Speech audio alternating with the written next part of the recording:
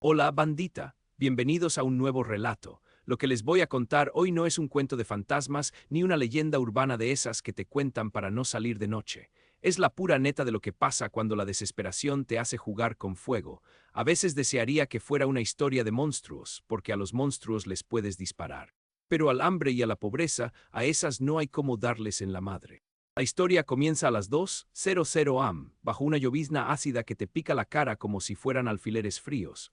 Voy manejando mi Italica 150 por la avenida central en Ecatepec, esquivando baches que parecen cráteres lunares. Las luces de neón parpadeantes de los Oxxos y los moteles baratos se reflejan en los charcos aceitosos del asfalto. El frío te cala hasta los huesos, filtrándose por las costuras del impermeable de plástico barato que me compré en el tianguis, pero no puedes frenar el acelerador.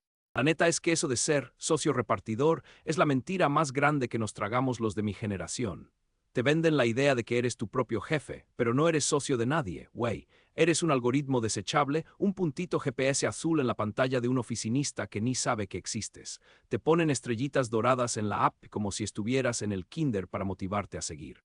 Todo mientras te juegas la vida entre micros peceros y asaltantes por propinas miserables de 20 pesos.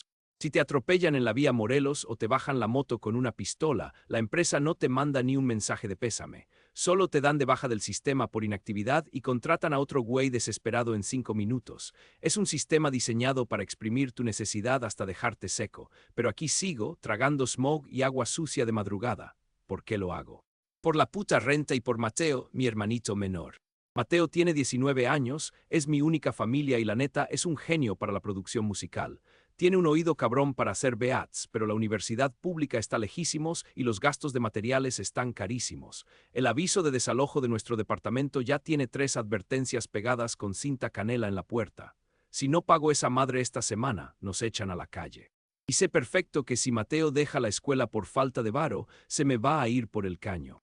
En el barrio, los malandros siempre están buscando morros frustrados y sin lana para meterlos de halcones o a vender porquerías. No voy a permitir que mi hermano termine como una estadística más en las noticias rojas del Estado de México. Así que me trago el cansancio, me tomo otro Red Bull caliente y sigo rodando. De repente, el celular vibra violentamente en el soporte del manubrio, casi sacándome un susto de muerte. La pantalla brilla con un nuevo pedido asignado automáticamente. Es de una sucursal 24 horas de la farmacia San Pablo. Reviso la lista, unas pastillas para la hipertensión y un maldito suero hidratante de coco. La dirección de entrega me saca un poco de onda. Es hacia una zona residencial vieja, de esas colonias que se quedaron atrapadas en los años 80. Un lugar de casonas enormes que sobrevivieron antes de que Ecatepec se volviera un monstruo de concreto y lámina. Acelero y me meto por unas calles que cada vez se ponen más oscuras, dejando atrás el ruido de los tráileres de la avenida.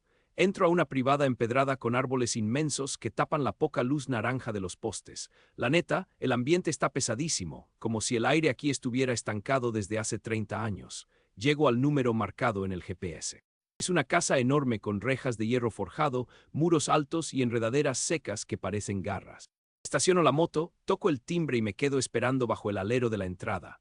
Rezo en silencio para que no sea un asalto o una trampa para quitarme la italica. La puerta de madera maciza cruje y se abre despacio, revelando una luz cálida en el interior. Del otro lado está un señor mayor, de unos 70 años, vestido con un suéter de punto impecable y pantalones de vestir bien planchados. Tiene una cara de abuelito inofensivo, de esos que te regalan dulces de fresa en la sala de espera del doctor. Buenas noches, señorita, me dice con una voz súper tranquila y educada. Le entrego la bolsa de plástico de la farmacia, esperando que me dé las gracias, me firme en la app y cierre la puerta, pero el viejo no hace eso. Se queda mirándome fijamente con una sonrisa amable, escaneando mi ropa empapada y mis ojeras. Entonces me hace una propuesta rarísima que me descoloca por completo. Te ves muy cansada, hija. Te doy 1000 pesos en efectivo si te quedas aquí, del otro lado de la reja, 5 minutos a escuchar una anécdota de mi juventud. Mi cerebro hizo cortocircuito. Pensé que era una broma de mal gusto, un experimento social para TikTok o peor, un pinche pervertido con intenciones raras. Pero entonces el señor sacó un billete de 1000 varos, de los grises nuevecitos, y lo dejó sobre el buzón de piedra de la entrada.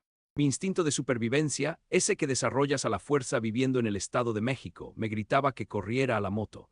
Pero mi ansiedad económica fue más fuerte. Güey, 1,000 pesos son casi 3 días enteros de joda en la lluvia, aguantando malos tratos y claxones. Asentí con la cabeza, tragando saliva, sin decir una sola palabra. El señor sonrió más amplio, se presentó como Don Elías y empezó a hablar. Me contó cómo era Ecatepec cuando él era joven, cuando todavía había zonas de pastizales y aves migratorias. Hablaba de cómo la gente solía mirarse a los ojos en lugar de estar pegada a las pantallas brillantes. Su tono de voz era hipnótico, lleno de una nostalgia que casi daba ternura. No me pidió entrar a la casa, no me hizo preguntas personales incómodas, no hubo nada turbio. Fueron exactamente 5 minutos de un monólogo sobre historia local. Cuando terminó, miró un reloj de bolsillo antiguo, me sonrió y asintió. Gracias por tu tiempo, Valeria. Ve con cuidado en esta noche tan fea, me dijo, leyendo mi nombre de la aplicación. Agarré el billete del buzón, todavía sin creérmela, sintiendo la textura del papel moneda húmedo por la brisa. Le di las buenas noches, me subí a la moto con el corazón latiendo a 1000 por hora y arranqué. Tenía una sonrisa estúpida bajo el casco, ese varo extra nos salvaba el mes por completo. Llegué a mi departamento 40 minutos después. Es un cuarto de azotea adaptado, con paredes delgadas donde se cuela el frío y un techo de lámina que suena como tambor con la lluvia. Estaba empapada, oliendo a escape de camión y a perro mojado, sintiéndome como si hubiera corrido un maratón. Me quité el impermeable escurriendo agua sucia por todo el piso de linóleo desgastado. Solo quería aventarme a mi colchón duro y dormir hasta que fuera de día, pero vi luz debajo de la puerta de la recámara de Mateo. Entré despacio y lo vi frente a su computadora armada con piezas de segunda mano. Tenía los audífonos puestos y los ojos brillando de una emoción que hace mucho no le veía. «Vale, no mames, tienes que ver esto», me gritó en cuanto me vio entrar, quitándose un lado del auricular. Me acerqué arrastrando los pies, demasiado cansada para regañarlo por estar despierto a las 3:30 de la madrugada. En su monitor parpadeaba un chat abierto en Instagram con una cuenta sin foto de perfil ni seguidores.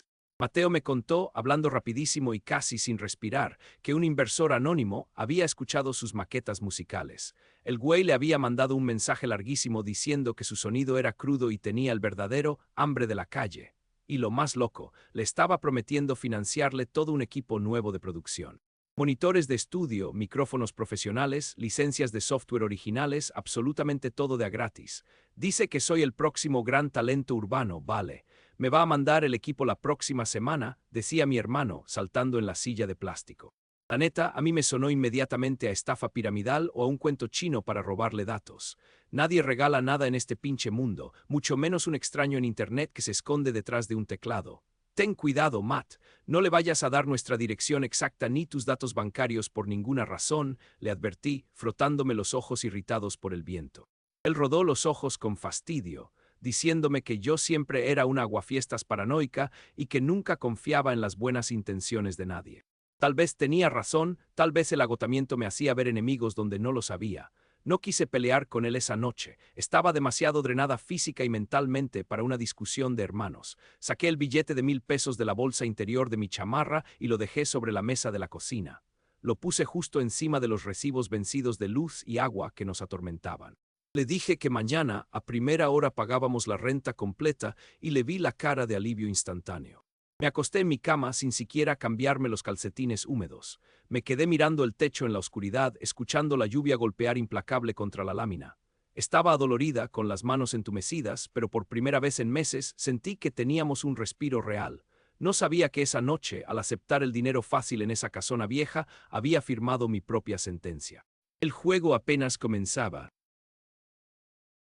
Pasaron 2 semanas desde esa primera noche en la casona vieja, y la neta, mi vida se convirtió en una rutina rarísima. Ese billete de 1,000 pesos que me dio don Elías nos sirvió para callarle la boca al casero por unos días, cubriendo solo los recargos por pago tardío. Pero la deuda real, esos 3 meses de renta acumulada que nos asfixiaban, seguía ahí, colgada sobre mi cuello como una guillotina. El aviso de desalojo definitivo ya no era un papel pegado con cinta, era un mensaje de audio de WhatsApp del dueño amenazando con traer a la policía el fin de semana. Así que no me quedó de otra más que seguir rodando de madrugada, buscando un milagro en el asfalto mojado de Ecatepec. Fue entonces cuando la aplicación de repartos empezó a portarse de una manera súper bizarra. Ustedes saben cómo funciona esa madre. El algoritmo te asigna pedidos al azar dependiendo de tu GPS y la cercanía al restaurante. Pero con don Elías, el sistema parecía estar hackeado desde adentro. No importaba si yo estaba a 10 kilómetros de distancia, entregando unas pinches donas en las Américas. A las 3:00 am en punto, la pantalla de mi celular parpadeaba con estática. Se congelaba por un segundo, el mapa se distorsionaba y de la nada me caía su pedido exclusivo. Nadie más en toda la zona recibía sus órdenes, solo yo. Al principio pensé que era un bug de la actualización, pero pronto entendí que el viejo tenía contactos o pagaba lo suficiente para manipular la plataforma a su antojo. Las propinas seguían siendo exorbitantes, de 1,000 a 1,500 pesos por vuelta, un varo que me estaba salvando la vida a cuentagotas. Sin embargo, el costo de ese dinero fácil empezó a volverse cada vez más turbio y psicológicamente agotador. Ya no bastaba con quedarme afuera de la reja a escuchar sus historias de nostalgia barata. Ahora, el peaje para cobrar la propina requería entrar a su territorio. Me pedía que dejara la moto apagada en el jardín y pasara a su sala de estar, un cuarto enorme que olía a madera vieja, tabaco caro y polvo acumulado. La primera vez que entré, me pidió un favor que me sacó muchísimo de onda. Valeria, hija, ¿podrías acomodar las piezas de ese ajedrez de mármol por mí? Mis manos ya no tienen el pulso de antes, me dijo, señalando un tablero pesadísimo en una mesa de caoba. Me quedé parada ahí, con mi impermeable escurriendo agua sobre su alfombra persa, moviendo caballos y alfiles negros mientras él me observaba desde un sillón de cuero con una sonrisa indescifrable. Otra noche, el favor fue todavía más bizarro. Me hizo sentarme en una silla frente a un reproductor de cintas de carrete antiguo, de esos que parecen sacados de una película de espías de los 70s. Le dio play y me obligó a escuchar una grabación llena de estática donde se oía a un hombre llorando y suplicando por más tiempo para pagar una deuda. Cuando la cinta terminó, don Elías me sirvió un vaso de agua y me preguntó con voz suave qué opinaba de la piedad. Yo le contesté cualquier pendejada para salir de ahí rápido, pero él anotó mi respuesta en una libreta pequeña de cuero negro antes de darme mi billete. Los acertijos morales se volvieron la constante antes de cada pago. El viejo me ponía a prueba con preguntas que parecían sacadas de un examen psicológico retorcido. Si tuvieras que arruinar a un desconocido para asegurar el futuro de tu hermano, ¿te temblaría la mano, Valeria? Me soltó una madrugada, mirándome fijamente con esos ojos grises que no parpadeaban. Al chile no, don. La familia es primero, le respondí, tragando saliva y sintiendo un escalofrío horrible en la nuca. Él simplemente asintió satisfecho y me entregó 2,000 pesos en efectivo, acariciando el borde del dinero antes de soltarlo. Me sentía como una rata de laboratorio corriendo en un laberinto diseñado por un millonario excéntrico y aburrido. Pero mi cuenta bancaria estaba respirando por primera vez en años, y eso me cegaba ante las banderas rojas del tamaño de una catedral. Una noche, después de salir de la casona con la cabeza dándome vueltas por sus juegos mentales, me fui a la base improvisada de motos. Era un paradero bajo el puente peatonal de la avenida central, donde los repartidores nos juntábamos a fumar y a matar el tiempo entre pedidos. Ahí estaba el Chivo, un veterano de la calle que llevaba años en esto y que conocía cada bache de Ecatepec. El Chivo me hizo una seña para que me acercara a un puesto de lámina que vendía tacos de suadero a 30 pesos la orden. Era un güey curtido, con la cara marcada por cicatrices de acné y un colmillo enorme para sobrevivir en el Estado de México. Mientras masticaba un taco bañado en salsa roja y grasa, se me quedó viendo a los ojos con una seriedad que nunca le había visto. Estás agarrando mucho viaje para la colonia de los ricachones caídos en desgracia, vale. Y siempre a la misma pinche hora, me dijo, bajando la voz para que los demás no escucharan. Le di un trago a mi refresco de vidrio y me encogí de hombros, intentando hacerme la desentendida. Es un cliente chido, Chivo, deja buenas propinas y la neta me urge el varo para la renta, le contesté, frotándome las manos entumecidas por el frío. El Chivo dejó su taco a medio comer sobre el plato de plástico forrado con una bolsa, perdiendo el apetito de golpe. Miró a su alrededor, paranoico, y se acercó a mí hasta que pude oler el tabaco rancio en su aliento. Escúchame bien, morra, deja de ir a la casona de los Olmos, me advirtió, pronunciando cada sílaba con un peso que me heló la sangre. Me sacó muchísimo de pedo su actitud. El Chivo siempre era el güey de los chistes, el que te tiraba paros y se te ponchaba una llanta, nunca el portador de malas noticias. Ese viejo, el don Elías, no es un cliente, vale, es una maldita araña tejiendo su red, continuó, con los ojos muy abiertos. Me contó en susurros que yo no era la primera repartidora a la que el viejo adoptaba con sus propinas exageradas y sus favores raros. Mencionó a una chava llamada Sara, una estudiante de enfermería que hacía entregas el año pasado y que se convirtió en la favorita del viejo. Según el chivo, Sara empezó igual que yo, contenta por el dinero fácil, comprándose cosas nuevas, pagando sus deudas.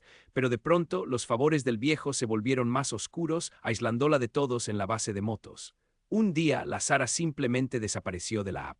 La última vez que la vieron, estaba gritando incoherencias afuera del Ministerio Público, diciendo que un fantasma le había robado la vida entera, susurró el chivo. Me agarró del brazo de mi chamarra con fuerza y me sentenció: a las morras que entran en la órbita de ese cabrón se les arruina la vida para siempre. Bórralo de tu mapa, vale, te lo digo por tu bien. Me solté de su agarre despacio, sintiendo un nudo en el estómago que no tenía nada que ver con la grasa del suadero. Sus palabras resonaron en mi cabeza, encajando perfectamente con la vibra pesadísima de la sala de ajedrez y las cintas de audio tétricas. Quería creerle, de verdad quería apagar la aplicación, bloquear la zona en el GPS y no volver a pisar esa calle empedrada nunca más. Pero entonces mi celular vibró en mi bolsillo. Era otro mensaje del casero, un texto corto y letal: el viernes a las 8 a.m. van los cargadores a sacar tus cosas. Último aviso. Miré al chivo, luego miré la pantalla de mi celular con la notificación del desalojo y sentí cómo mi instinto de supervivencia era aplastado por el peso del capitalismo. El miedo a un viejo raro que jugaba a los acertijos no se comparaba con el terror absoluto de ver a mi hermano menor durmiendo en una banqueta. Gracias por el consejo, chivo. Pero los fantasmas no pagan la renta, le dije con la voz rota, dejando 50 pesos en la barra de metal del puesto.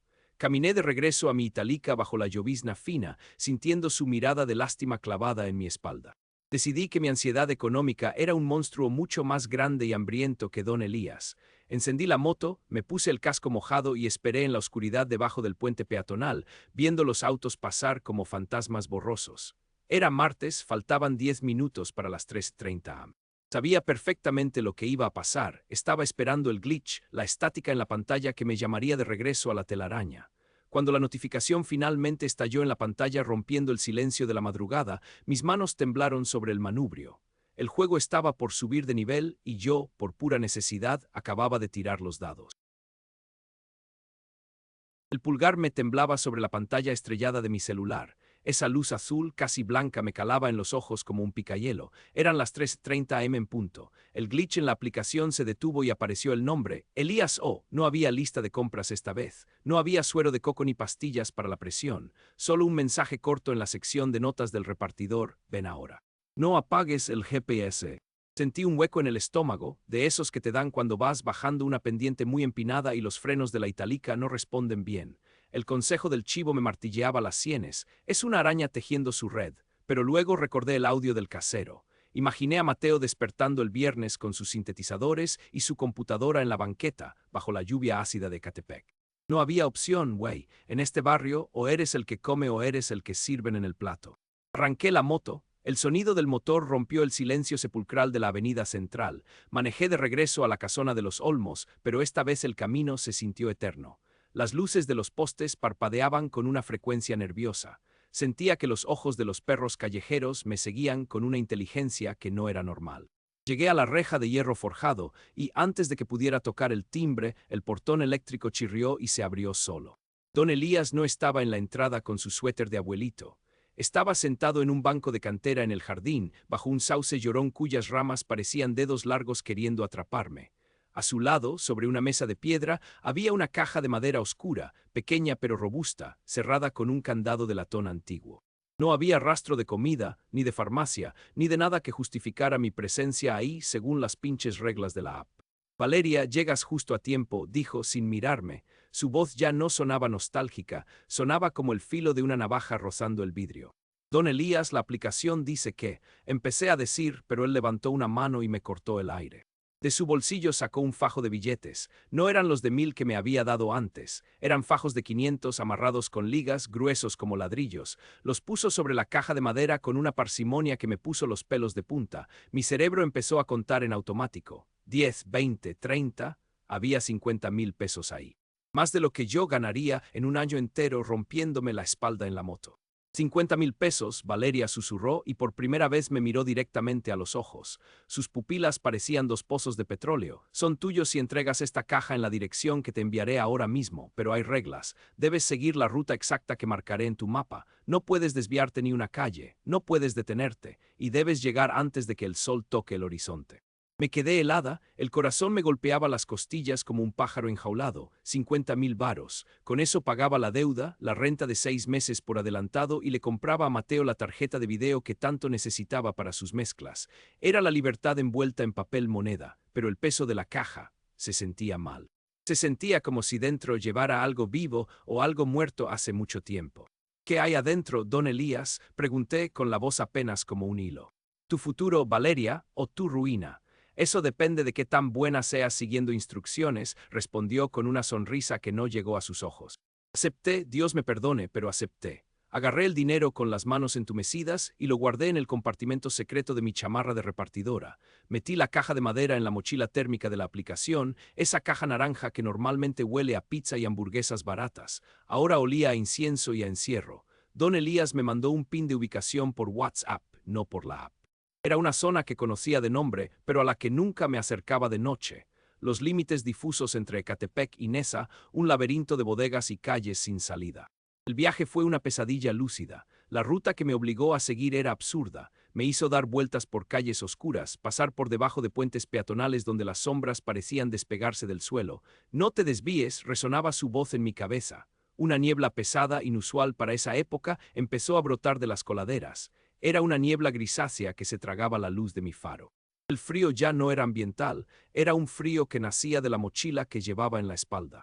Sentía que la caja vibraba contra mi columna vertebral. Cada bache de la vía Morelos hacía que el candado de latón golpeara la madera con un sonido seco, como un latido. De repente, una patrulla apareció detrás de mí con las luces apagadas. Se mantuvo a unos metros, siguiéndome en silencio. El pánico me cerró la garganta. Si me paraban con ese dinero y esa caja sin factura, estaba frita.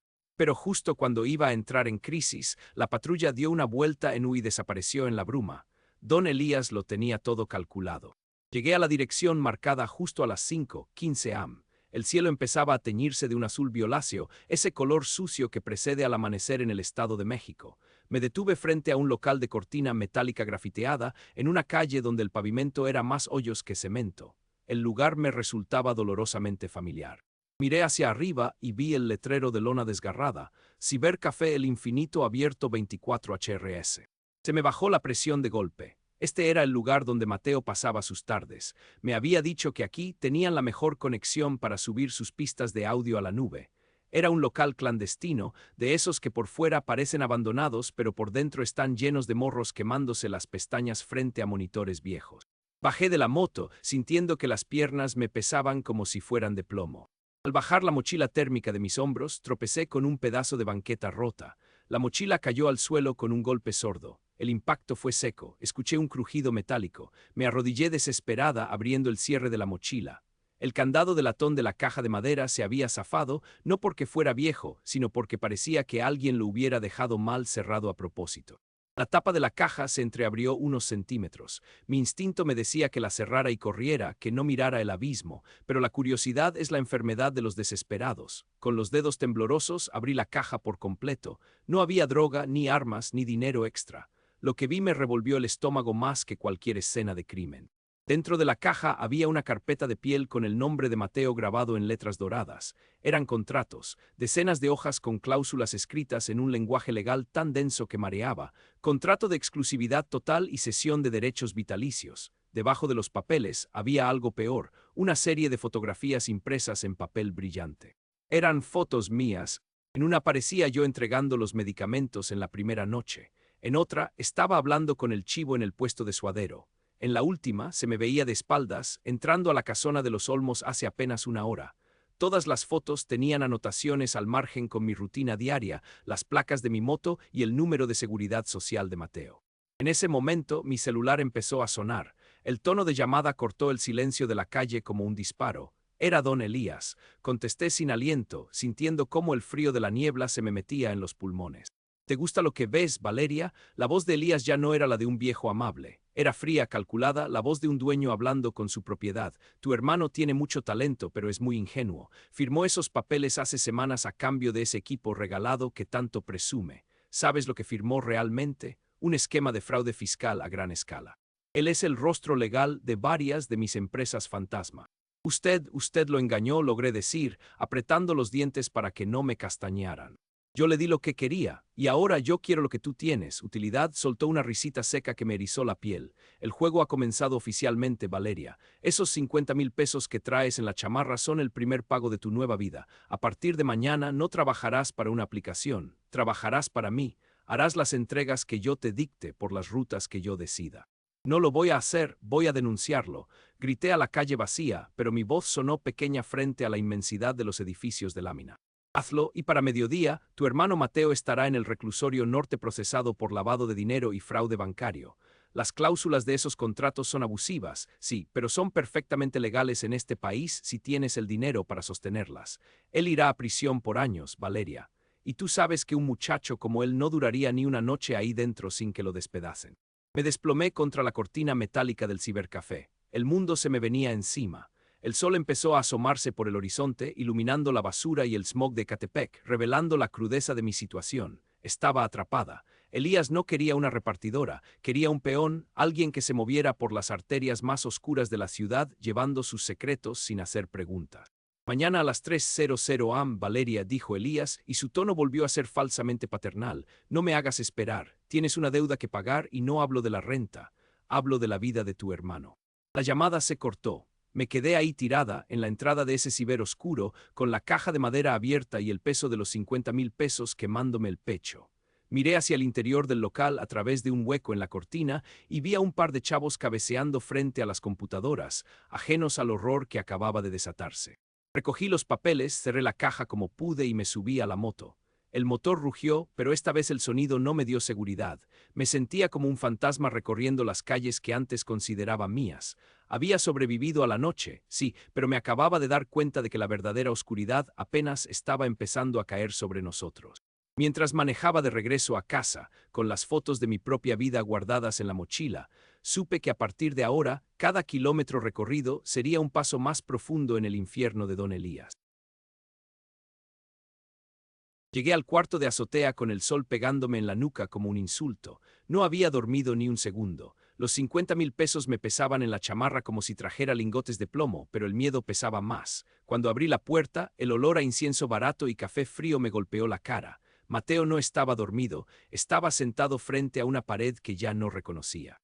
Había pegado paneles de espuma acústica profesional por todos lados, tapando las grietas de humedad que tanto nos costó ocultar con pósteres.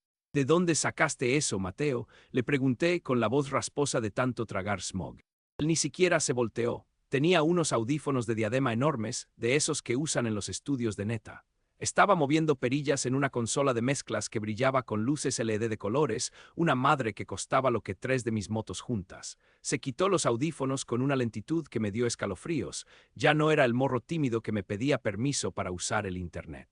Tenía una mirada pesada, una arrogancia que le brotaba por los poros como si ya hubiera firmado con una disquera en Los Ángeles. Llegó por la mañana, vale. Un adelanto de producción, dijo el mensajero, contestó él con una sonrisa ladeada que me dolió en el alma. Ya no tienes que andar de muerta de hambre en la calle, hermana. Deja esa moto mugrosa. Mi manager dice que en 2 meses vamos a estar viviendo en la Condesa.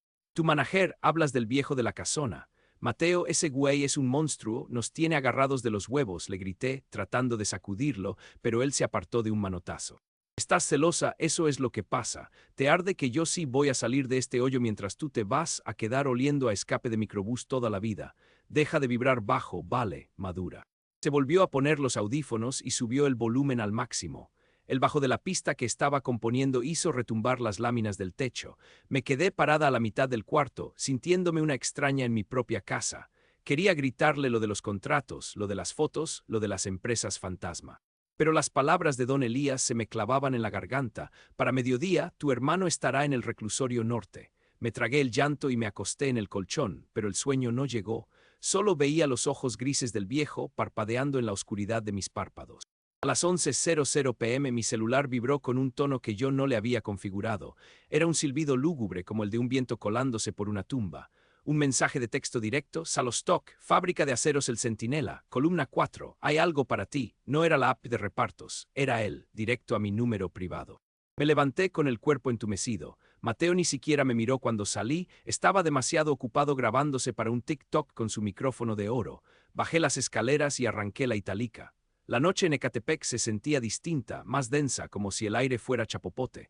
Manejé hacia la zona industrial de Salostoc, un lugar donde el óxido y el abandono son los únicos dueños.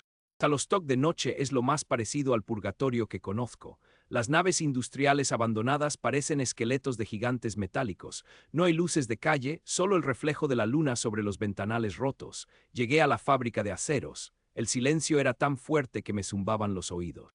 Estacioné la moto y caminé hacia la columna 4, esquivando charcos de agua aceitosa que olían a químico y a muerte.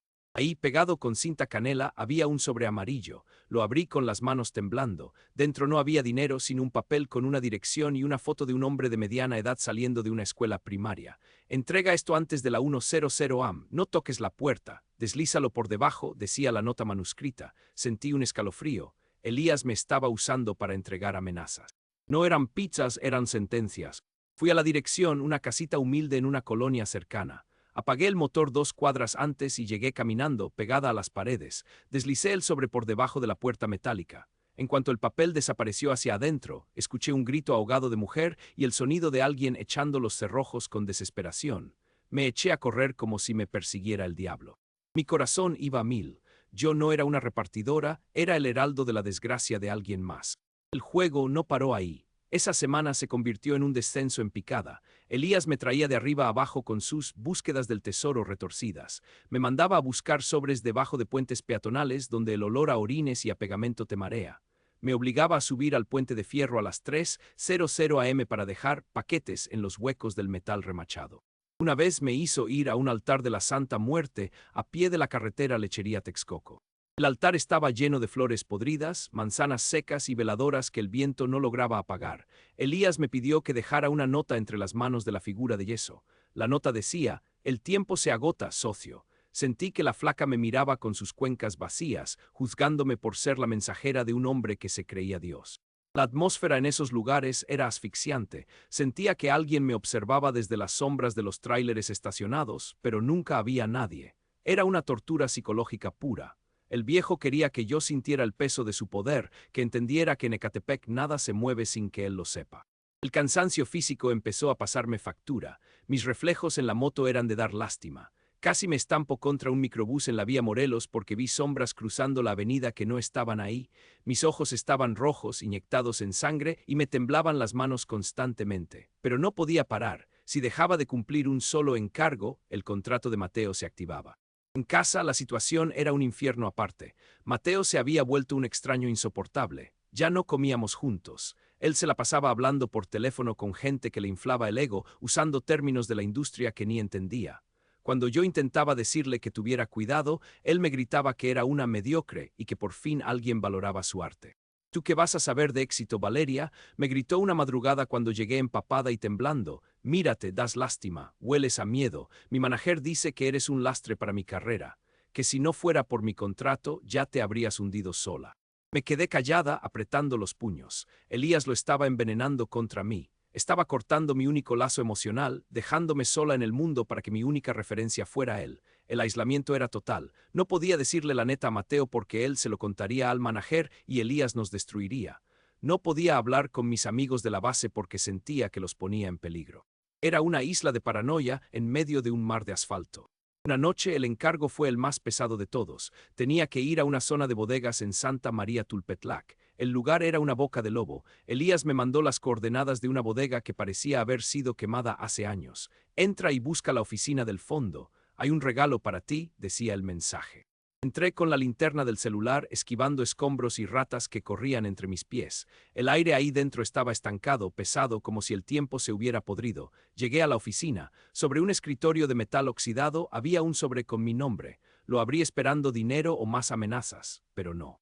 Era un espejo pequeño de mano con el marco roto y una nota: «Mírate bien, Valeria, ya te pareces a mí».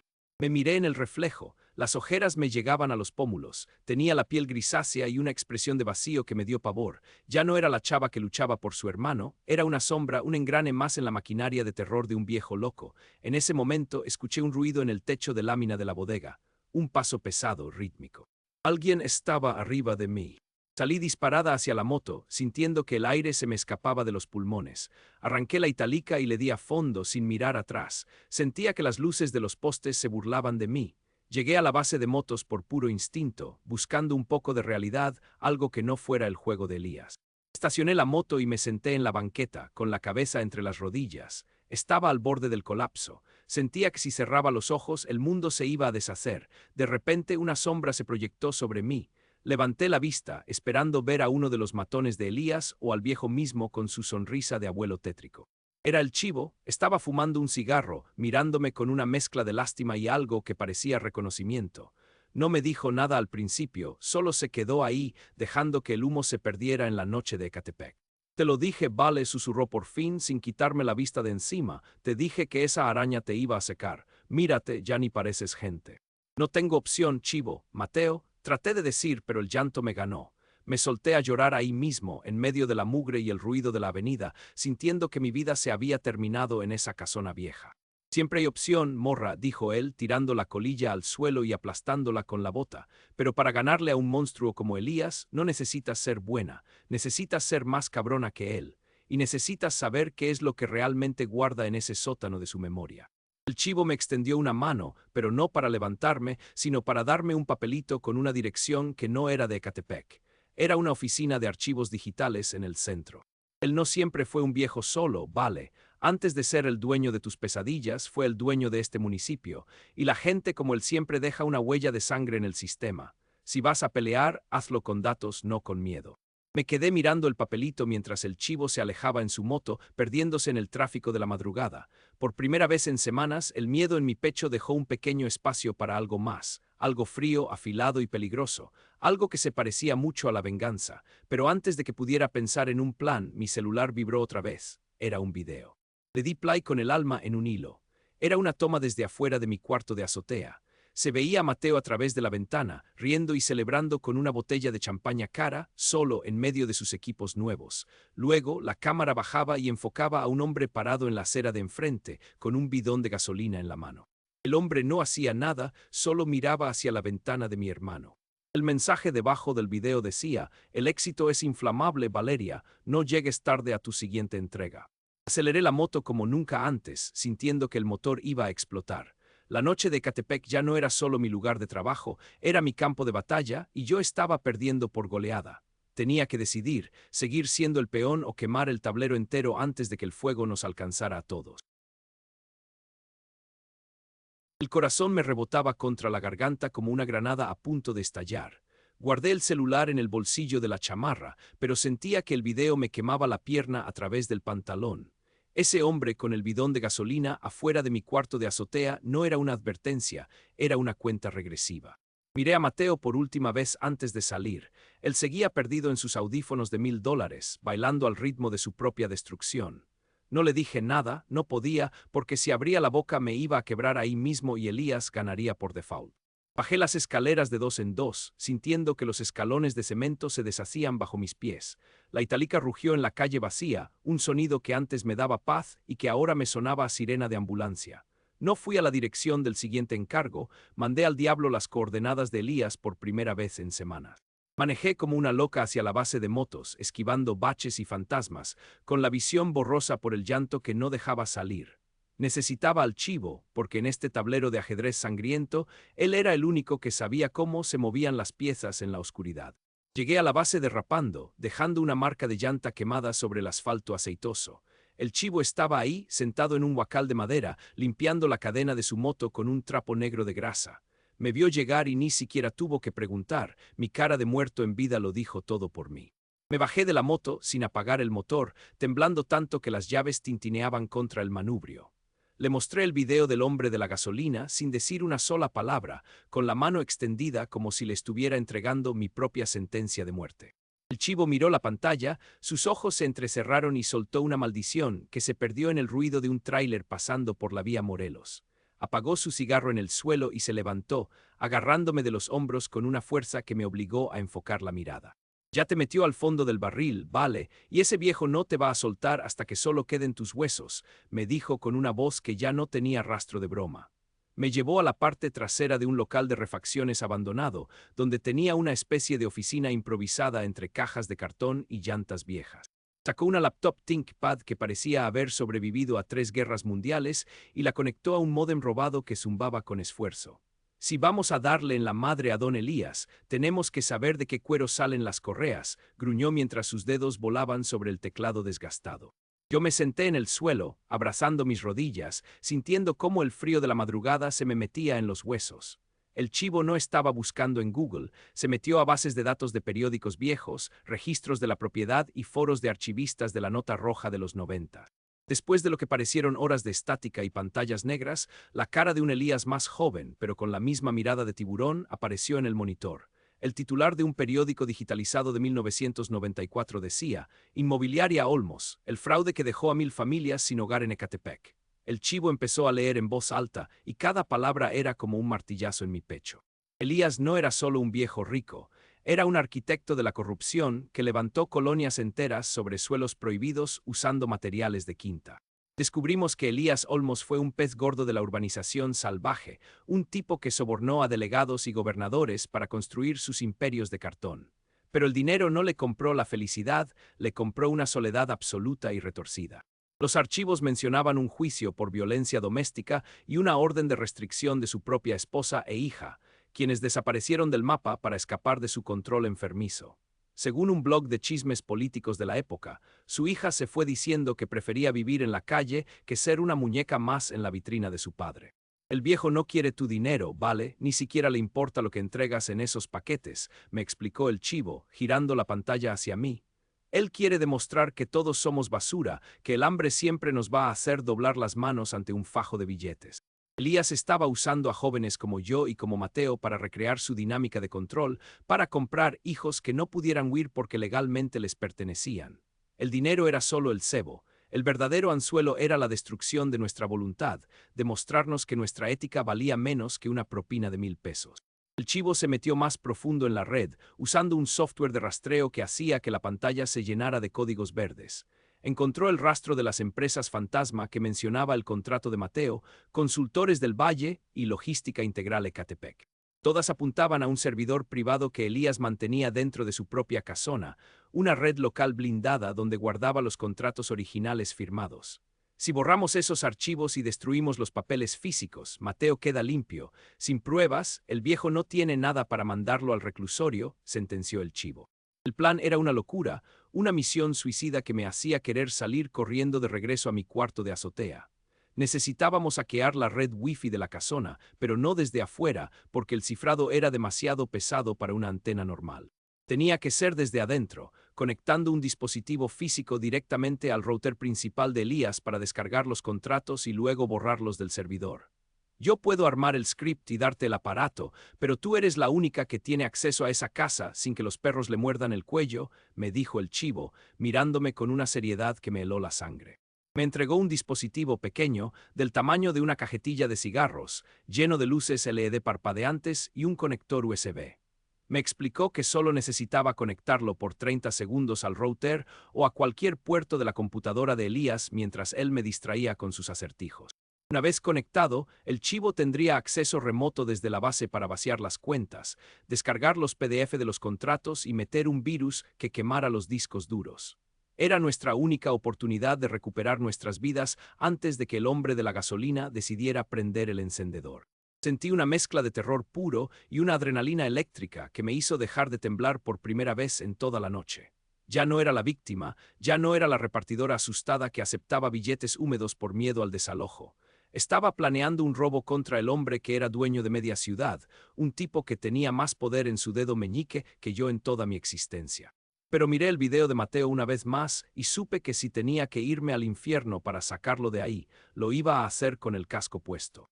El chivo me dio un par de palmadas en la espalda, pero no se sentían como un consuelo, sino como la despedida de un soldado antes de la batalla. Vete a casa, duerme un par de horas si puedes y prepárate para la entrega más importante de tu vida, me ordenó.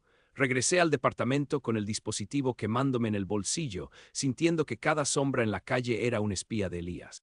Mateo ya se había quedado dormido sobre el teclado, con la baba cayéndole sobre una consola de sonido que ya no me parecía un regalo, sino una tumba. Me acosté sin quitarme las botas, mirando el techo de lámina y contando los minutos para que dieran las 3:00 am. El silencio de Ecatepec era pesado, cargado de promesas de violencia y de un smog que se sentía como una manta sucia. Sabía que Elías me estaba esperando, que ya tenía preparado su siguiente juego mental para terminar de quebrarme. Lo que él no sabía era que yo ya no iba a jugar según sus reglas, que la rata de laboratorio acababa de aprender a morder. A las 2:45 am, mi celular vibró con la notificación que ya conocía de memoria, ese glitch en la pantalla que anunciaba mi descenso al abismo. Pedido especial, Casona de los Olmos. Trae tu mejor sonrisa, Valeria, decía el mensaje, como si el viejo pudiera leerme el alma a través del GPS.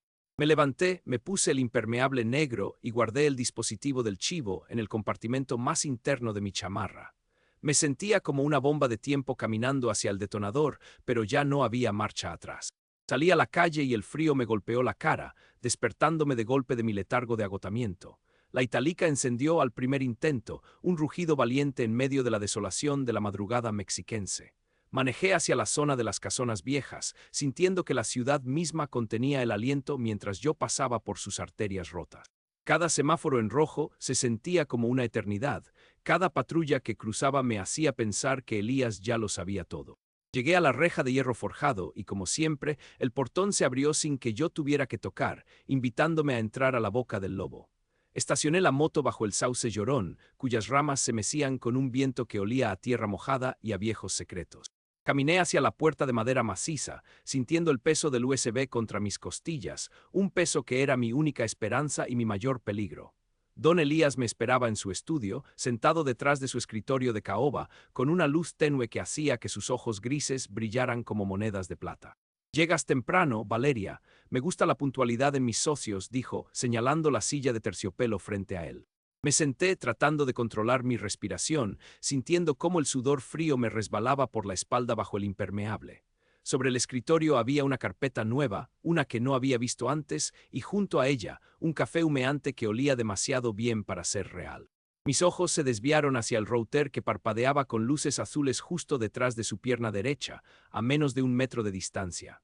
El juego final acababa de empezar, y yo tenía exactamente 30 segundos para destruir al monstruo o convertirme en su sombra para siempre. El olor del café recién hecho en ese estudio se sentía como un insulto. Era un aroma hogareño, cálido, casi tierno, que contrastaba de forma asquerosa con la vibración del USB que traía escondido en la palma de la mano.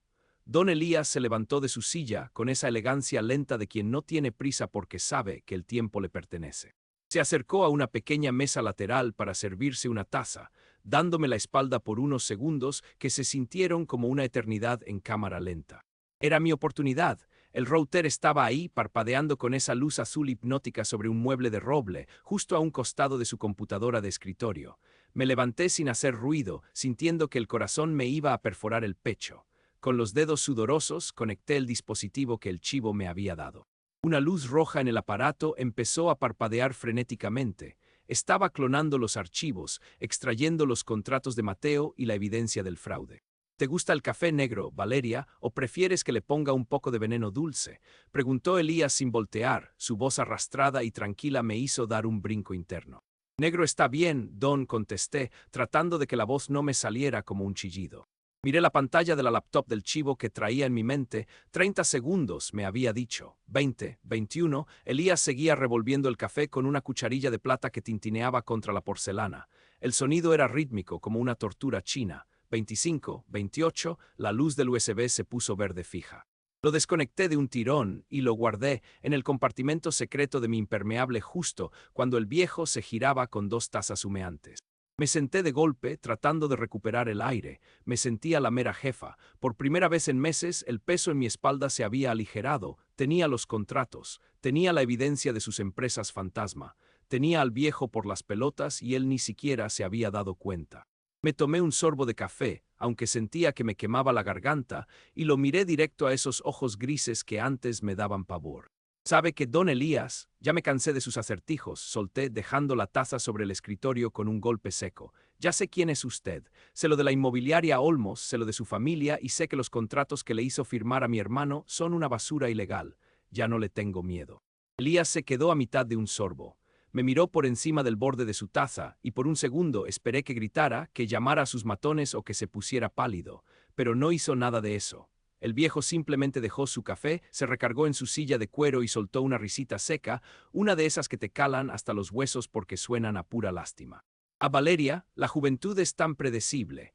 ¿Crees que por robar unos cuantos bits de información ya ganaste el juego?, dijo, estirando la mano para encender el monitor de su computadora. ¿De verdad pensaste que el chivo te estaba ayudando por la bondad de su corazón marchito? Un escalofrío me recorrió la nuca. El monitor se iluminó, revelando una ventana de videollamada de Skype que ya estaba conectada. En la pantalla apareció una oficina oscura, llena de humo de cigarro y cables sueltos. Era la base de motos. Y ahí, sentado frente a su ThinkPad vieja, estaba el chivo. Pero no se veía como el aliado que me había dado el USB hace unas horas. Se veía cansado, derrotado, con la mirada clavada en el suelo. «Dile hola a nuestra pieza estrella», Valeria, dijo Elías, haciendo un gesto hacia la pantalla. «Chivo, explícale a la señorita cómo funciona la lealtad en Ecatepec cuando tienes una deuda que ni en 3 vidas podrías pagar». El chivo levantó la vista. Tenía los ojos rojos, y por un momento juré que iba a llorar, pero solo suspiró y se pasó la mano por la cara llena de cicatrices. «Perdóname, morra», susurró el chivo a través de las bocinas de la computadora. «Yo fui el jugador de Don Elías hace 10 años. Empecé igual que tú, con propinas de 1000 pesos y entregas raras. Me metí hasta la cocina, creí que podía hackearlo, creí que era más listo que el sistema. Pero el viejo no olvida, vale. Me tiene amarrado con cosas peores que un contrato». Mi mundo se empezó a desmoronar. El USB que sentía como mi salvación empezó a quemarme en el bolsillo. «Cada vez que el chivo te ayudaba, me estaba reportando cada uno de tus movimientos», continuó Elías, disfrutando cada palabra como si fuera un postre caro. «Él te dio ese USB porque yo se lo ordené. El dispositivo no clonó mis archivos, Valeria. Lo que hizo fue instalar un rastreador en tiempo real en todos tus dispositivos y abrir una puerta trasera en la computadora de tu hermano. Gracias por conectarlo, me ahorraste mucho trabajo técnico».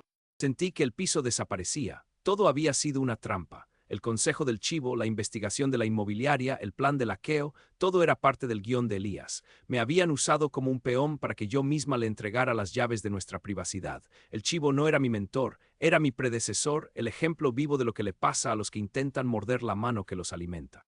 «¿Por qué, chivo? Éramos amigos, güey», le grité a la pantalla con las lágrimas quemándome los ojos. «Nadie es amigo de nadie en la madrugada de este municipio», «Vale», contestó él con la voz quebrada. «Elías me prometió que si te entregaba a ti, me dejaría ir por fin, que me borraría mis deudas y me dejaría largarme de este estado de mierda. Solo quería ser libre, morra, como tú». Elías cerró la laptop de un golpe, cortando la llamada y dejando el estudio en un silencio sepulcral, solo roto por el tic-tac de un reloj de pared que sonaba como un verdugo afilando su hacha. Se levantó, rodeó el escritorio y se paró frente a mí. Me sentía diminuta, una rata atrapada en una esquina de oro y caoba. «Saca el USB», Valeria ordenó con una voz que ya no tenía rastro de amabilidad, ahora. Con los dedos temblando como si tuviera Parkinson, saqué el dispositivo y lo puse sobre su palma abierta. Él lo guardó en el bolsillo de su suéter con una suficiencia que me dio náuseas. Se acercó tanto que pude oler el tabaco rancio y el café en su aliento. «Me decepcionaste un poco, pensaba que eras más creativa, pero el juego debe continuar», dijo, tomándome del mentón con una fuerza sorprendente. «Tu hermano ya terminó de procesar el primer lote de facturas falsas en su computadora nueva. Legalmente él ya es un criminal de cuello blanco. Y tú eres su cómplice por omisión». Me soltó y regresó a su silla, como si acabara de darme el clima del día. Yo no podía moverme. Estaba moralmente destruida, vacía, sintiendo que cada decisión que había tomado para salvarnos solo nos había hundido más en el pantano. «Aquí está el ultimátum final y no habrá más negociaciones», sentenció Elías, mirándome fijamente. «Tienes 48 horas. Mañana habrá una tormenta de esas que inundan hasta el alma en Ecatepec. Te llamaré para la última entrega. Si cumples, te daré el $500,000 que necesitas para desaparecer con tu hermano y borraré cada rastro digital de sus crímenes. Si fallas o si intentas otra estupidez como la de hoy, bueno, ya viste lo que le pasó al chivo. Él nunca se fue. Él es mi perro guardián en la base de motos. ¿Quieres terminar así, Valeria, o prefieres ver a Mateo tras las rejas antes de que cumpla 20? No pude responder. El nudo en mi garganta era del tamaño de una piedra. Me levanté de la silla arrastrando los pies, sintiendo que el impermeable me pesaba toneladas. Caminé hacia la puerta del estudio, pero antes de salir, escuché su voz una última vez. «Ay, Valeria, no te molestes en buscar al chivo. Ya cumplió su función y ya no está en la base. Ahora solo somos tú, yo y la lluvia que viene». Salí de la casona y el aire frío de la madrugada me golpeó como una bofetada, pero ya no me despertó. Manejé la moto de regreso a casa en piloto automático, viendo las luces de Ecatepec borrosas por la lluvia que empezaba a caer. El mundo se sentía de plástico, una maqueta diseñada por un viejo sádico donde yo solo era una figurita que él movía a su antojo.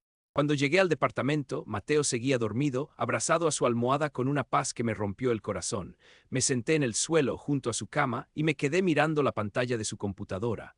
Ahí estaba el software de música, brillando con colores vibrantes, ocultando entre sus códigos la ruina de nuestra familia. El chivo me había vendido por su libertad. Elías me había comprado con mi propia desesperación. Miré el reloj, las 5:00 am.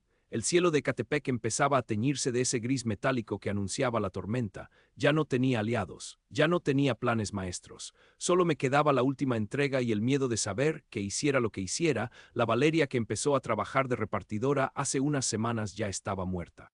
Me quedé ahí, escuchando el primer trueno retumbar a lo lejos sobre la Sierra de Guadalupe, sabiendo que lo que venía no era solo agua, sino el final de todo lo que conocía.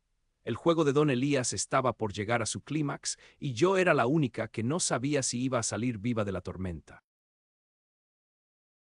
El cielo de Ecatepec se rompió por fin a eso de las 3 de la mañana. No fue una lluvia normal, de esas que refrescan, fue un castigo bíblico cayendo sobre el asfalto caliente y podrido de la vía Morelos. Los truenos hacían vibrar las láminas de mi cuarto de azotea con una violencia que me sacudía hasta las muelas. Me quedé mirando por la ventana cómo el agua empezaba a subir de nivel en la calle, arrastrando bolsas de basura, llantas viejas y la poca dignidad que nos quedaba. Entonces, el celular vibró sobre la mesa de madera astillada, emitiendo ese sonido de estática que ya se me había quedado tatuado en las pesadillas. Era él, Elías. No hubo saludo, no hubo sutilezas de abuelito buena onda. Su voz sonaba metálica, filtrada por el ruido de la tormenta que también golpeaba los ventanales de su casona. «Es hora, Valeria. La última entrega te está esperando», me dijo con una frialdad que me detuvo el pulso. «Trae a Mateo. Si para las 4 de la mañana no están aquí con la pluma en la mano, el video del bidón de gasolina dejará de ser una advertencia». Colgó sin esperar respuesta, dejándome con el pitido del silencio en el oído y el sabor amargo del miedo en la boca. Desperté a Mateo de un sacudón, ignorando sus quejas y su cara de confusión. Le dije que nos íbamos, que era la oportunidad final para cerrar el trato con su manager y largarnos de este hoyo para siempre. Él, en su ingenuidad alimentada por el ego y los audífonos caros, se emocionó como un niño en Navidad. No sabía que lo estaba llevando directo al matadero a firmar su propia sentencia de esclavitud financiera. Nos pusimos los impermeables, agarramos los cascos y bajamos las escaleras mientras el agua ya nos llegaba a los tobillos en el patio de la vecindad. Subirnos a la Italica bajo ese aguacero fue un acto de fe suicida. La visibilidad era nula, solo ráfagas de agua blanca iluminadas por los relámpagos que partían el cielo sobre la Sierra de Guadalupe. Manejé por las calles de Ecatepec transformadas en ríos de lodo y aguas negras, sintiendo cómo la moto coleaba peligrosamente en cada bache invisible. Mateo iba gritando de emoción detrás de mí, ajeno al hecho de que cada metro que avanzábamos era un paso más hacia el abismo. El olor a ozono y a drenaje desbordado se me metía por el casco, asfixiándome mientras esquivaba carros varados y basura flotante.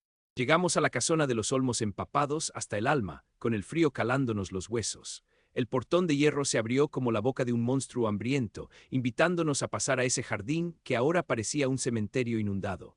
Estacioné la moto y caminamos hacia la entrada, con Mateo arreglándose la chamarra como si fuera a una alfombra roja.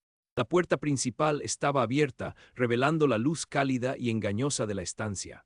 Entramos arrastrando agua, dejando un rastro sucio sobre los tapetes caros que Elías tanto presumía.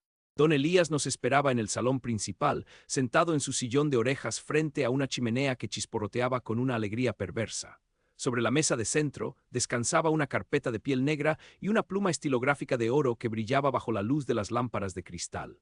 El viejo se levantó despacio, mirándonos con esa sonrisa condescendiente que ahora me daba ganas de vomitar. Ya no llevaba el suéter de abuelito, vestía un traje oscuro, impecable, como si se hubiera preparado para un funeral o para una boda de sangre. «Bienvenidos a la culminación de sus sueños, jóvenes», dijo Elías, extendiendo los brazos como si fuera el dueño del universo. «Mateo, qué gusto verte tan cerca de la grandeza. Valeria, te felicito por tu resiliencia, no cualquiera sobrevive a mis rutas de entrega». Mateo se acercó a la mesa, hipnotizado por el brillo de la pluma y la promesa de una vida que no le pertenecía. Elías empezó con su monólogo, ese discurso que seguramente había ensayado 1000 veces frente al espejo. Habló de cómo los jóvenes de hoy no tienen estructura, de cómo nos vendemos por un par de likes y un poco de validación digital. Nos llamó generación de cristal, diciendo que necesitábamos a alguien con mano firme para dirigir nuestro talento hacia la verdadera utilidad. Cada palabra era un insulto disfrazado de consejo, una humillación envuelta en papel de regalo. Este contrato, Mateo, es tu boleto de salida, continuó Elías, abriendo la carpeta para revelar las hojas llenas de letras chiquitas. Te asegura $500,000 hoy mismo, la libertad de tu hermana y el equipo de tus sueños. Solo tienes que vincular tu firma a estas empresas que, por puro formalismo, necesitan un rostro joven y fresco como el tuyo. Serás un socio, un triunfador, un hombre de verdad. Mateo extendió la mano hacia la pluma, con los ojos brillando de una codicia que me dolió ver. Fue en ese momento cuando sentí el peso del celular en el bolsillo interior de mi impermeable, el dispositivo que el chivo me había entregado y que Elías creía tener bajo control. Pero Elías cometió un error fatal. Pensó que yo era igual de analógica que él, que su hackeo del router era el fin de la historia. No entendía que los de mi edad no confiamos en una sola red ni en un solo plan, porque crecimos viendo cómo todo lo sólido se desvanece en el aire. Espera, Mateo, dije, y mi voz sonó más firme de lo que me sentía. Antes de que firmes, quiero que el Señor nos explique bien la neta de su negocio. Queremos saber cómo es que un filántropo, como él, termina usando a repartidores de comida para mover amenazas y lavar dinero de la inmobiliaria que arruinó a medio Ecatepec. Elías soltó una carcajada seca, llena de un desprecio que ya no intentaba ocultar. Se sentó de nuevo, cruzando las piernas con la elegancia de un depredador que sabe que su presa no tiene a dónde correr. Empezó a soltarlo todo, confiado en que estábamos en su territorio, bajo su tormenta y con sus reglas. Admitió con un orgullo asqueroso cómo extorsionaba a los pequeños negocios, cómo usaba la app de repartos para crear una red de logística invisible para el gobierno, y cómo Mateo sería el chivo expiatorio perfecto para sus empresas fantasma cuando el SAT empezara a hacer preguntas. ¿Y qué vas a hacer, Valeria? ¿Grabarme con tu telefonito? Se burló Elías, señalando el bolsillo de mi chamarra. Tu amigo el chivo ya me dio acceso a todo lo que tienes. No hay grabación que yo no pueda borrar, ni juez en este estado que no tenga un precio que yo pueda pagar. Ustedes son nada, solo puntitos GPS en una pantalla que yo controlo. Mateo se detuvo, con la pluma a milímetros del papel, mirando a Elías como si lo viera por primera vez sin el filtro de la ambición. El silencio en la sala se volvió denso, solo interrumpido por el rugido de la lluvia contra los cristales. Yo saqué el celular despacio, pero no lo puse frente a su cara para tomar una foto. Simplemente lo dejé sobre la mesa, con la pantalla iluminada mostrando una interfaz que Elías no reconoció de inmediato. No estoy grabando, don Elías, le dije, y una sonrisa amarga me cruzó la cara. No soy tan tonta como para guardar la evidencia en un dispositivo que usted puede hackear. Estoy transmitiendo en vivo a un grupo cerrado en la nube, un protocolo de seguridad que diseñó un contacto de la universidad, un abogado de oficio que no le tiene miedo a sus millones. La cara de Elías cambió de color, pasando de un rojo de ira a un blanco cenizo en cuestión de segundos. Se inclinó hacia adelante, tratando de ver la pantalla, pero yo alejé el teléfono. Le expliqué que no solo mis amigos estaban viendo, en el grupo había autoridades de la policía cibernética y periodistas independientes que ya tenían las coordenadas exactas de esta casona. Todo lo que acababa de confesar, desde el fraude inmobiliario hasta el chantaje contra mi hermano, estaba siendo documentado en tiempo real en servidores fuera de su alcance. Usted cree que nos conoce porque ve nuestras métricas en una aplicación, continué, sintiendo una oleada de poder que me recorría el cuerpo, pero no entiende nada de nuestra generación. Usamos la tecnología para sobrevivir a gente como usted. Usted es el que está atrapado en este cuarto, don Elías. Usted es el que acaba de firmar su propia ruina frente a miles de testigos invisibles. Mateo soltó la pluma de oro, que rodó por la mesa y cayó al suelo con un tintineo que sonó a victoria.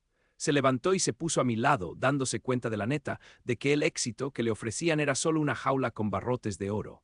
Elías se quedó paralizado en su sillón, con la boca entreabierta y los ojos grises fijos en el celular que seguía transmitiendo su derrota. El hombre poderoso, el arquitecto del miedo en Ecatepec, se veía de repente como lo que realmente era. Un viejo patético y solo, rodeado de muebles caros y secretos que ya no le pertenecían. No hubo necesidad de balas ni de persecuciones a alta velocidad por la vía Morelos. El silencio sepulcral de la sala era más fuerte que cualquier disparo. Elías intentó decir algo, pero su voz se quebró en un susurro inaudible. Se dio cuenta de que su imperio psicológico, ese que había construido sobre la desesperación de los repartidores y la ambición de los jóvenes, acababa de ser hackeado por una chava con una italica y un plan de datos de prepago.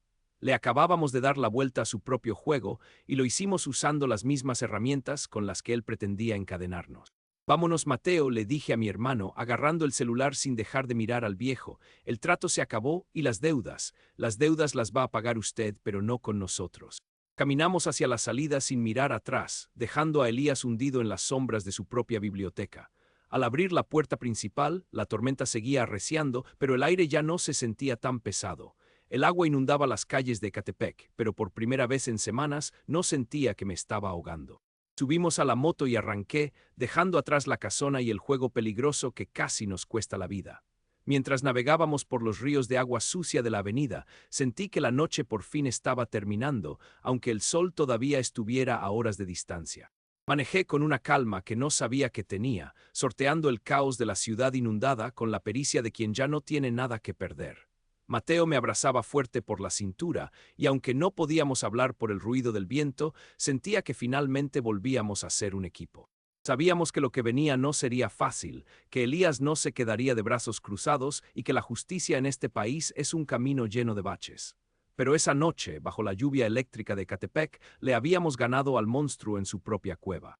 Llegamos a la base de motos justo cuando la lluvia empezaba a ceder, dejando tras de sí un paisaje de desolación y lodo. No había rastro del chivo, ni de los otros repartidores, solo la luz parpadeante de un Oxxo cercano y el sonido del agua corriendo por las alcantarillas. Me detuve un momento para recuperar el aliento, mirando mi reflejo en un charco aceitoso. Ya no era la misma Valeria que aceptó ese primer billete de 1,000 pesos. Era alguien que había visto el abismo y había decidido grabarlo para que el mundo entero lo viera. ¿Y ahora qué vale?, preguntó Mateo, quitándose el casco y mirándome con una mezcla de miedo y admiración. Ahora aguantar el golpe, Matt, le contesté, guardando el celular que seguía caliente por la transmisión, pero ya no estamos solos en la oscuridad. El viejo ya no tiene el control. Miré hacia el horizonte, donde las luces de la ciudad empezaban a mezclarse con el primer gris del amanecer. La tormenta se alejaba hacia los cerros, dejando un silencio expectante sobre el Estado de México. Sabía que la evidencia en la nube era nuestra única protección, una bomba de tiempo digital que ya había empezado a correr.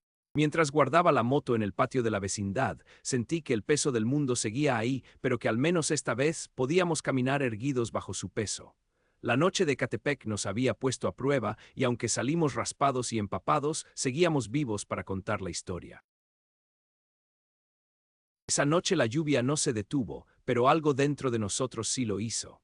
Manejé de regreso al departamento con los pulmones ardiéndome, no por el frío, sino por la descarga de adrenalina que me estaba dejando el cuerpo flácido como un trapo viejo. Mateo no dijo ni una sola palabra en todo el trayecto. Iba aferrado a mi espalda, temblando, dándose cuenta de que su sueño musical casi nos cuesta la libertad o la vida. Al llegar, no celebramos, no hubo abrazos de película ni suspiros de alivio inmediatos. Simplemente nos sentamos en el piso de la cocina, viendo cómo el agua se filtraba por la ventana, esperando a que el internet hiciera su chamba y que el video que soltamos en la nube empezara a incendiar el mundo de Don Elías. A la mañana siguiente, Ecatepec despertó con el cielo color panza de burro y las noticias locales saturadas de la filtración de la casona. El video se hizo viral en cuestión de horas, no por mi cara de susto, sino por la soberbia con la que ese viejo confesó sus porquerías. La neta, yo pensaba que a los 10 minutos ya estarían los ministeriales tirándole la puerta con un ariete, pero esto es México, bandita. Aquí la justicia no corre, gatea, y a veces se queda dormida en el camino si hay suficiente varo de por medio para pagar mordidas. Don Elías no pisó el reclusorio esa tarde, pero el golpe que le dimos fue directo al hígado de su estructura de poder. Sus abogados, esos tiburones de traje caro que huelen a loción de diseñador, aparecieron en menos de lo que canta un gallo para tratar de bajar el video de todas las plataformas. Pero el Internet es un monstruo que no se puede amansar. Por cada link que bajaban, aparecían 10 espejos en Twitter, TikTok y foros de denuncia ciudadana. La presión pública fue tal que la unidad de inteligencia financiera no tuvo de otra más que meter las manos al fuego. Congelaron todas las cuentas bancarias vinculadas a la inmobiliaria Olmos y a las empresas fantasma que Elías nos presumió en su estudio. De la noche a la mañana, el filántropo de Ecatepec se quedó sin gasolina financiera para mover sus hilos. Mateo y yo pasamos las siguientes 3 semanas metidos en oficinas de gobierno que huelen a papel viejo y a café de cafetera barata. Gracias a la exposición mediática, un colectivo de abogados jóvenes nos echó la mano de agrapa para revisar los contratos que mi hermano había firmado. Fue un desmadre legal, pero al final la verdad salió a flote. Los contratos eran nulos por vicios de origen, dolo y coacción. Ver el sello de anulado sobre esos papeles fue como si me quitaran un yunque de encima de los hombros. Mateo lloró en el pasillo del juzgado, no de tristeza, sino de pura rabia contenida por haber sido tan ingenuo. Y don Elías, el viejo cobarde, no esperó a que le pusieran las esposas en las muñecas. En cuanto sintió que el piso se le movía y que sus amigos en la política le daban la espalda, el tipo se esfumó de la zona. Dicen que vendió lo poco que no le pudieron incautar y huyó hacia el norte, o tal vez a algún paraíso fiscal donde nadie conozca su cara de abuelito sádico. La casona de los Olmos quedó abandonada, con las rejas de hierro forjado llenas de grafiti y las enredaderas secas cubriéndolo todo. Se convirtió en un monumento al ego de un hombre que pensó que podía comprar almas con propinas de 1000 pesos. Del chivo no volvimos a saber gran cosa, y la neta, prefiero que así sea. Un día pasé por la base de motos y ya no estaba su italica destartalada ni su olor a tabaco rancio impregnando el aire. Los otros repartidores dicen que se fue del estado, cargando con la vergüenza de haberme entregado por una libertad que nunca le llegó. Me da lástima, la neta, porque al final él también fue una víctima del juego, pero su traición es algo que todavía me escuece en el pecho. Espero que donde quiera que esté, el silencio no lo atormente tanto como a mí me atormentaron sus mentiras. Mi vida cambió de un jalón, pero no de la forma glamurosa que uno esperaría después de sobrevivir a un villano. Tuve que vender mi italica, la poderosa que me acompañó en tantas madrugadas de lluvia y miedo. No porque no la quisiera, sino porque cada vez que escuchaba el rugido del motor, sentía que el glitch de la app iba a aparecer de nuevo en la pantalla. Necesitaba enterrar a la Valeria repartidora para poder nacer de nuevo. Con el poco varo que saqué de la venta y unos ahorros, terminamos de pagar las deudas de la renta y nos mudamos a un departamento un poco más céntrico, lejos de las sombras de la casona. Ahora mi realidad es otra, mucho más gris pero infinitamente más segura.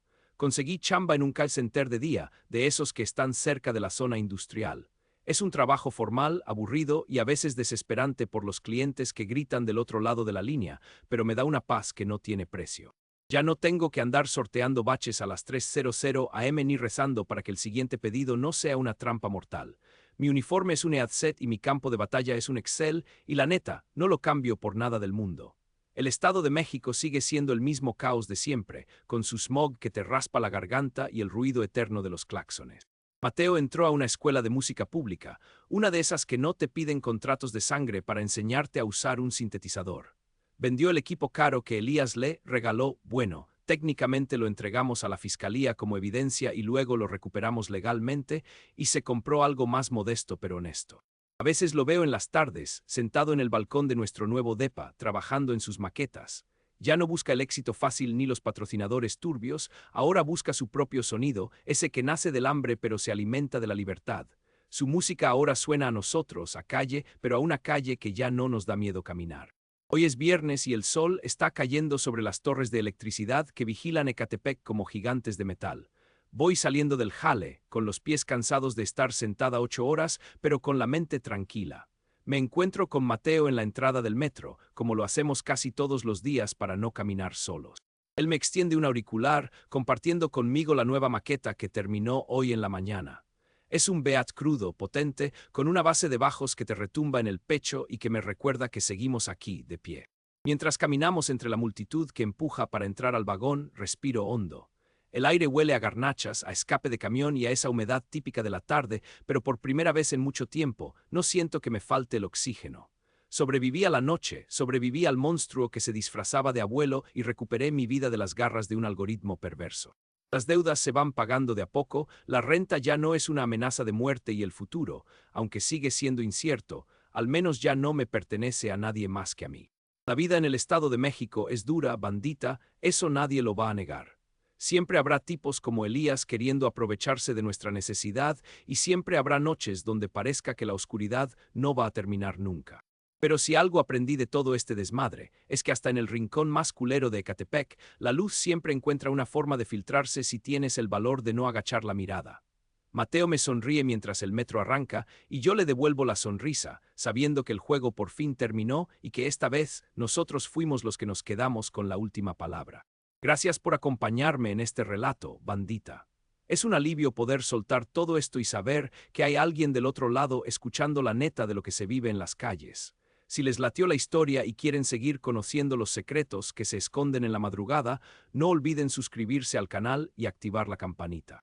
Cuídense mucho allá afuera, no acepten propinas que parezcan demasiado buenas para ser ciertas y sobre todo, nunca dejen que nadie sea el dueño de su ruta. Nos vemos en el próximo relato. Cámara, se la lavan.